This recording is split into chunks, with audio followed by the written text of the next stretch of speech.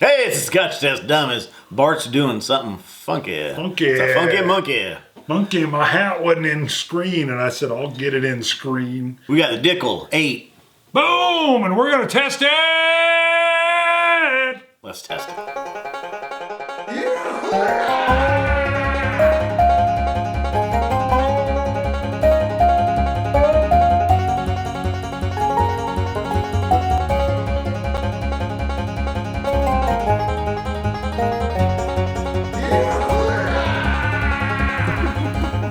And it's not an 8-year, it's just the Dickel number 8. Shut up. No. Hold on, we're rolling right now. You're kidding me. The classic 8? This is just Dickel number 8. It's like Tennessee's It's like Jack Daniel's old Jack number Daniel's 7? number 7. It's not 7 years. This is just Dickel number 8. Wow, so they've kind of acquiesced and went with a later number. Like, we're not numbers. They could have said Dickel 6 and tried to trump the old number 7. So is this really the number classic 8 recipe? That's what it says. That's what it says. And it is Tennessee sour mash whiskey. It's a sour mash. So this was made in Tennessee, not Indiana. It's 40% ABV. It actually says Tullahoma, Tennessee. Distilled and charcoal mellowed. That's the key there. You know what kills me on that right there? What? 40%. I know. Well, let's see. Let's see what we got. See. We do have, I have coin 107. All right, let's see. 7's heaven. You want a light pour? Light pour. A little bit less than that. Oh, a little bit more than that. Okay. You gotta have some. That's it. Oh boy. First of all, I'm going to say the little lip they have on here facilitates pouring because I was able to be very precise. Precise pouring from the old number 8. And you were right. I did think that was like an 8-year. I just threw it out. I knew you was gonna assume that was an 8-year, and so I was gonna put that in there before you. I should have let you blurt it out. It's 8 years old. 8-year-old. You would have been like, "Hey, dummy! Whoa. Hey, dummy! You don't know what you're talking about, Shut her dummy." down. They got a lot of stories on here. Our classic number 8 is aged to perfection, and then they go into the white charred oak cask, creating our signature balance of flavors. And then it just says aromas of aged oak and caramel. And then it has a smoky finish, hints of maple, and then buttercorn. There's a buttercorn in here. So you should have buttercorn in here. Why do I have on a football hat? That's made a couple of appearances. It has, but you know what? I was really, really impressed, and nothing, I thought I broke it for a second. Nothing against the Cowboy fans, because I know there's a legion of you out there.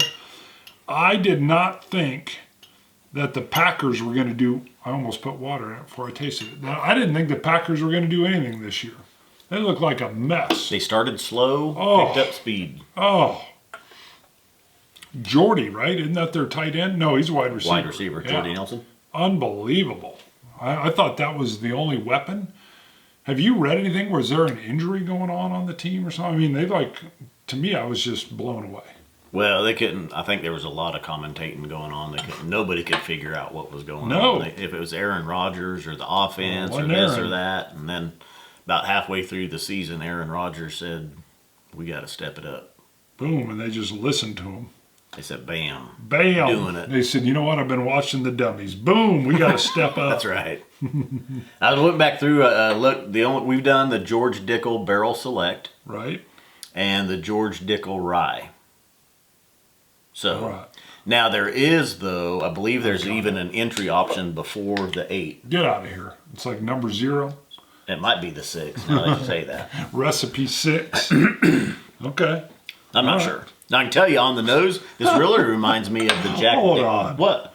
My notes seem like they're cheating because I literally put buttercorn finish, and I had not read this until now where I've got buttered corn. Maple and buttered corn around here. Around here we like to say, there ain't nothing better. Sorry, I'm just sitting there thinking, I'm almost calling shenanigans on my notes. I don't think so, because you don't do that. That is true. You don't sit around and read the labels. You're correct. That's the first time I read it. I'm just a little shocked when I saw it in there. I agree. That's probably the first time you've read the label. I'm a slow reader. You're busy, first of all. You don't have time. I am slammed. You don't have time to sit around and read the label. Yeah, well, what am I going to drink here? Let me see. Believe I'm here today. Put on your reading glasses. Yeah, put on my circular. I've got these circular glasses. So my boy, actually, I had him on, and I was getting on him for cleaning his room, and he literally takes a pause and says, "Dad, with them glasses on, I can't take you serious." And I said, "You'll take it serious when I tan your hide." He's almost 10.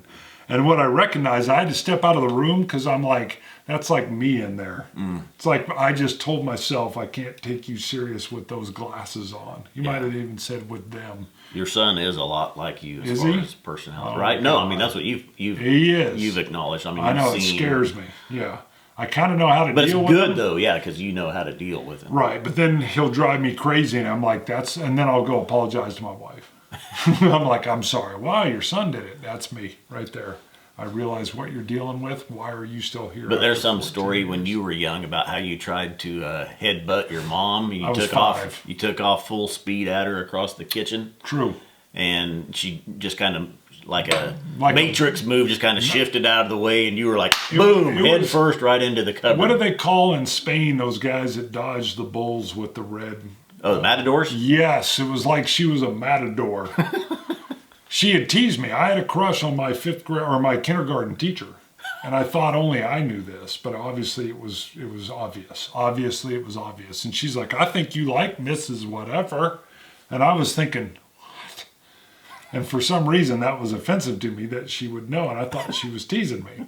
And she's like, "You like her, I think you like her." And I'm like, "Be quiet." And that didn't go over too well.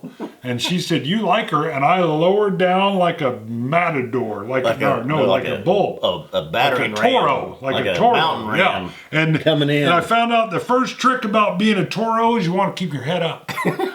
Okay? You want to keep your head up and your eyes focused on the target. Because I dropped down like a Toro, and I charged blindly, and she sidestepped it like a matador. Like, whoop. I went into the cupboard, or into the counter. Yeah, I went into the countertop. Next thing you know, I'm on the ground, and there's blood in my eyes, and I'm like, what happened? I mean, what happened? And then she's like, oh my goodness. And I got a scar here, I'm bleeding into my eye. And they had to rush me to the emergency room to get stitches. I beat myself up. And then on top of that, the doctor didn't believe Mom's story. She thought I was he thought I was an abused child. Because I remember later they came in and they're like, what happened? And I was honest. And then that solved everything. Because I was like, my mom was teasing me about a crush I have on my kindergarten teacher, and I tried to ram her with my head. And they were like, oh. That sounded like a made-up story from your mother. We thought you were a battered child. You're just a bad boy. And I remember then they thought they were being nice because they left for a while to probably go investigate the parents. There was this cloth that they used to stitch you up with, but they put it on my face, but they moved the cloth so that it was like it was like a reverse pirate so that I could see. And I was 5, so I'm like, are they going to sew my eyelid shut? No. I was very scared they were going to somehow sew my eye shut. Sorry. 5-year-old Bart. Yeah, matador and a Toro. By the way, your head up. Bart's mom was on the Cragganmore review. Go Good check out shot. the Cragganmore review. People are calling for your mom to make another cameo appearance. Yes, my mom was on the Glenlivet 12. And it was awesome. Actually, both moms did good. Let's get into this. To the Dickel. That's something funny. This reminds me of Jack Daniel's rye. Okay, as it should. Honestly, I don't know about the rye, but because I get a little bit of rye in here with the charcoal filtering, and I've got in my notes a sour cornbread.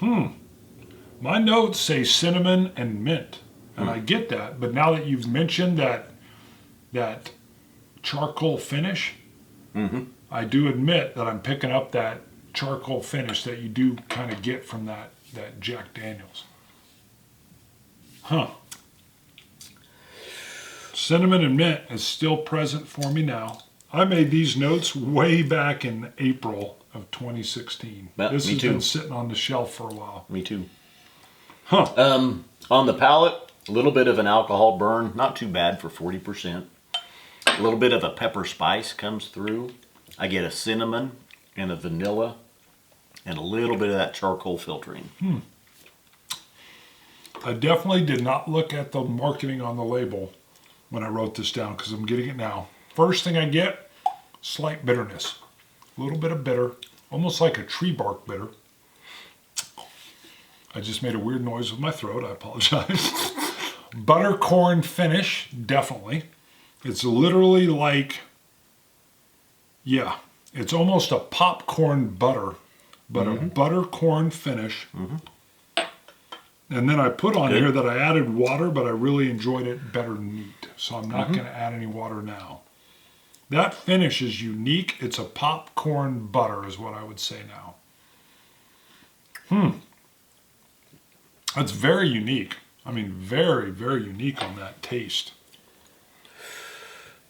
It is a sour mash as well. Keep in mind, maybe some of that you're getting that bitterness or a little bit of a sour. Told you, I don't think sour mash means sour. It just means that they're holding over some of the I know what it means. Oh, okay. I never find it as actually sour. This says small batch. It does say chill filtered. So it proclaims it. This is chill filtered. And then it says handcrafted and then smooth sipper. Yeah. So there's some of the marketing. Well, I would agree with that. That it is a smooth. Okay. It is. It is 40% ABV. 40% ABV. And then there's some more marketing and a picture of George Dickel on the side.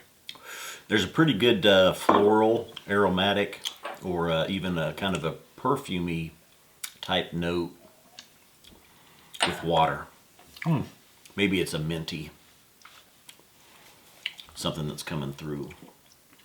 It wasn't there My before hat the looks water. ridiculous. Ridiculi. Ridiculous. Look at that. Like the black underside of it. You can see the shadow of the little pom-pom on the side of my neck. Like a Pippi Longstocking style. All right.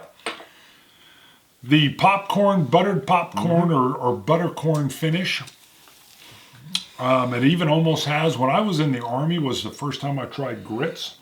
And I know grits are a wheat, but... grits are corn. I don't believe so.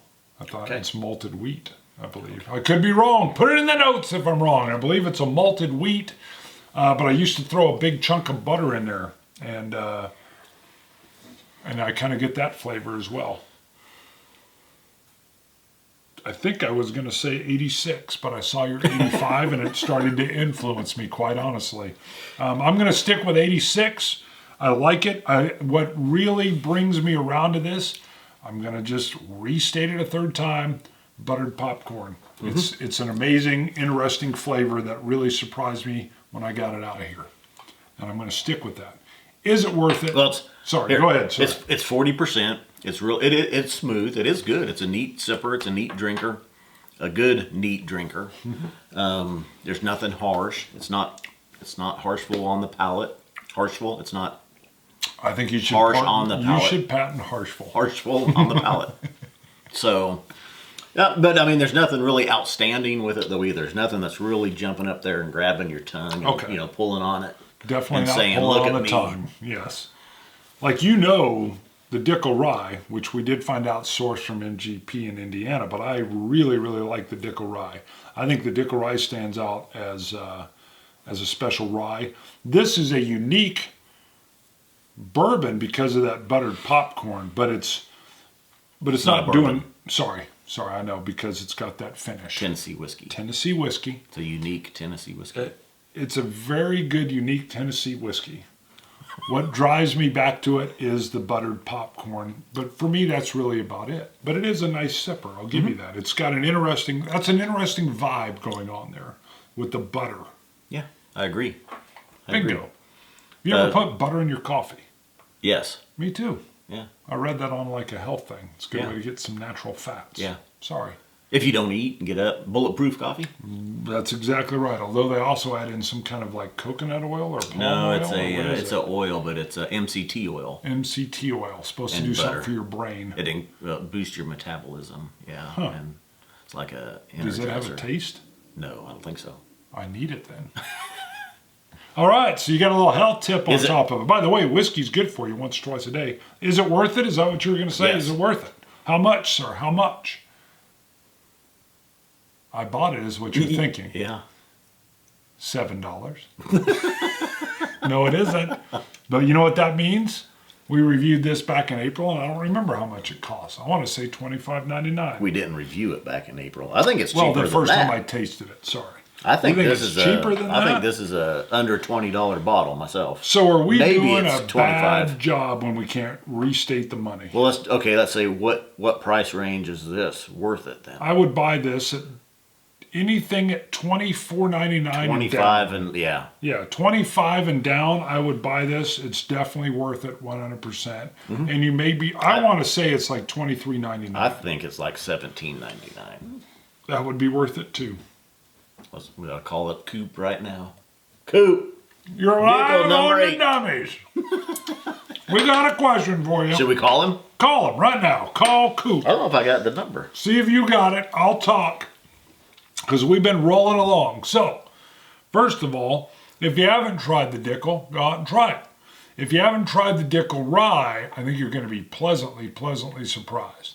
As I mentioned earlier, the Dickel Rye, in my opinion, is one of the best ryes out there. You've already seen our top 5 ryes. If you haven't, hello, go look at our top ryes of 2016. You may or may not see it show up on my list.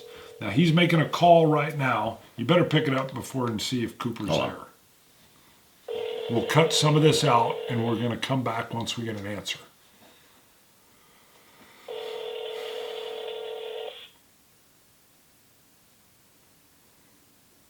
Maybe they're busy. They're very busy. They're probably getting in a load of Van Winkle. Pappy, right now. Pappy just showed up.